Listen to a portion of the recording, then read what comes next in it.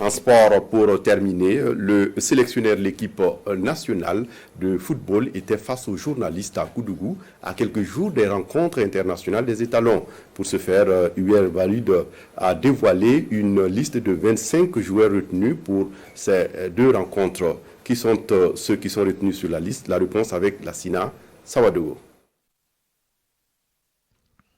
Hubert Velud a convoqué 25 joueurs pour les 2 matchs à venir. Bertrand Traoré en phase de reprise est absent. Franck Lassina Traoré est blessé et forfait. Dango Ouattara appelé est tout de même incertain pour Burkina Eswatini et Burkina Maroc.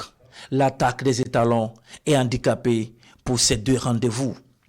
Bertrand Traoré et Lassina Traoré sont quand même 2 joueurs très importants sur le point de vue offensif. Plus un petit doute pour Dango. Vous imaginez que, bien sûr, que le potentiel offensif de l'équipe est forcément un petit peu endommagé, mais ce n'est pas une excuse.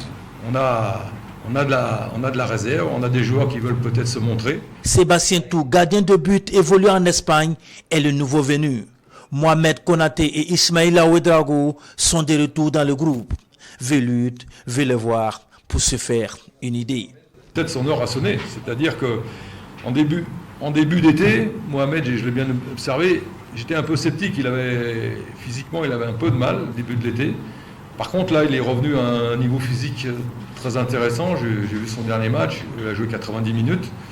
Donc, par rapport à sa forme physique, par rapport aussi à son profil, donc il revient en équipe nationale. Voilà, c'est son retour. Le plus gros chantier pour le sélectionneur se trouve au milieu de terrain. C'est pourquoi la présence de Adam Maghira est pour lui un élément important et même à plus d'un titre. Au-delà de son rôle de joueur, j'ai besoin dans le groupe, j'ai besoin de joueurs d'expérience, j'en ai parlé tout à l'heure, mais aussi de leaders. C'est le secteur où c'est le plus gros chantier. C'est le plus gros chantier.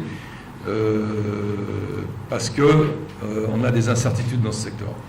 Si les étalons sont qualifiés avant le match face à l'Eswatini du 8 septembre à Marrakech, le match face au Maroc le 12 septembre à Lens n'a d'amical que par le nom. Un match de prestige, c'est particulier. C'est un match un peu en dehors du temps. Bien sûr que c'est un match qui va nous servir pour la suite par rapport à notre niveau, par rapport bien sûr à ce qui se fait de mieux en Afrique, puisque, comme vous l'avez très bien dit, également le Maroc est super favori de la CAN.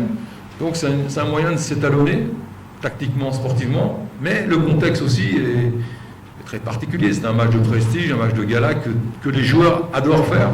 La CAN se joue en Côte d'Ivoire et à 143 jours de ce rendez-vous, c'est le compte à rebours. Et chaque rendez-vous nous rapproche d'Abidjan avec une possibilité de réussir un grand coup pour le pays des hommes intègres très attendus.